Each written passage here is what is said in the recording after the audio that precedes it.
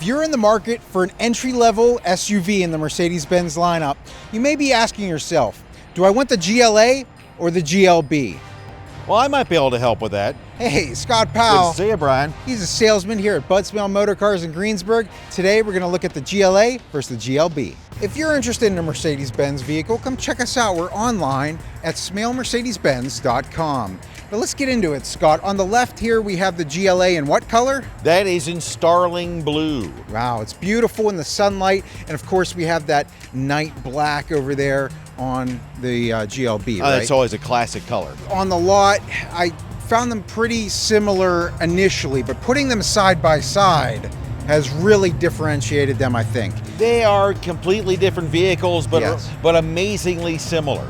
The GLA is a little shorter wheelbase, has a smaller amount of storage space, carrying capacity inside. The GLB is more of a true SUV. The inside of the car is very angular, very square, and I'm told, I've never done this myself, but I'm told that in the rear of the car, if you put these seats down, you can carry half sheets of plywood. On the GLA on the left-hand side, we have that like a single lamella grille, right? That's just kind of how they styled it. Yeah. Exactly. It's meant to be a fun little SUV, more or less on the lines of a European hot hatch. When we look at the GLB, however, that front end, The grille on that is designed to look a lot like the big brother, the GLS. The GLB has a standard 18-inch rim, and the GLA has an upgraded 19-inch rim. So, strangely enough, the smaller vehicle sits on bigger rims.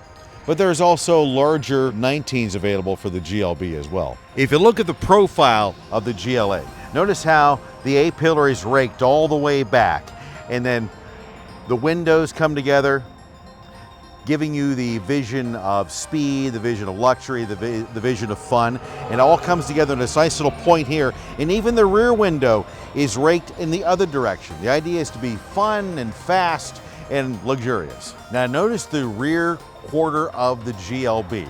Notice how the rear window is almost straight up and down and how square the car is. That gives you the look and the vision of hauling capacity, carrying capacity.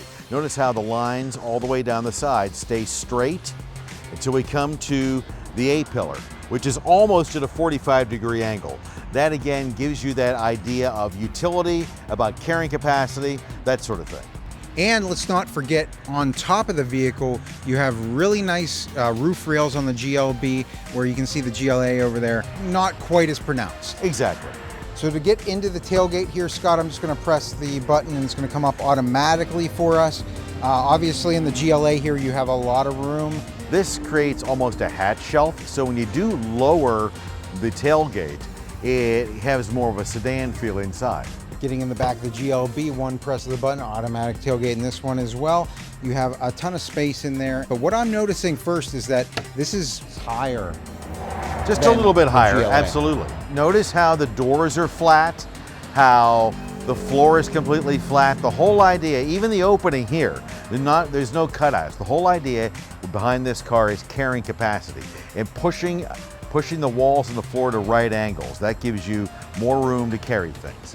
Jumping in the back of the GLA, Scott, we have a really nice interior. What is this called? That color is called macchiato beige. Okay, great.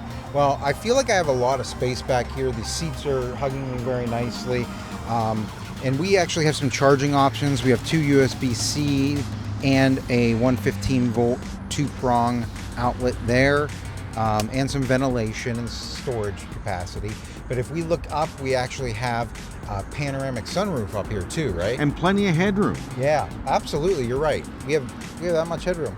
Let's see how much headroom we got in the GLB. So it looks like we have the same amount of headroom in the back of this GLB and that large panoramic sunroof. But Scott, something else I'm noticing are the doors. These doors open very wide, almost like a limo door. That way it's easier to get in and out of the car. And you notice you do have a little bit more legroom in this car. Yeah, and I'll tell you what, these seats feel very good as well. They hug me very nicely. And very similarly, we have the same storage options. We have two USB-C fast charging ports and a 115 two-prong house outlet in there. Back into the GLA, front seats, the macchiato beige interior. You notice those Mercedes-Benz stars along the front on the dashboard, and pretty similar inside to the GLB, I would think, right? They have very similar dashboards. The GLA is a little bit different, but as far as the way the controls are laid out, the way the vents are laid out, the steering wheel, it's very similar. And we have that digital display there in the front. And they both have the MBUX with the touchscreen. You can say, hey Mercedes, and the car will operate the same way. Same operating systems on both cars. As far as performance goes, Scott, what's the difference between these two vehicles? The performance on these cars is actually going to be remarkably similar. They both have 4-cylinder turbos, have the 221 horsepower. They both are 4MATIC all-wheel drives. So as far as driving in any conditions, very similar.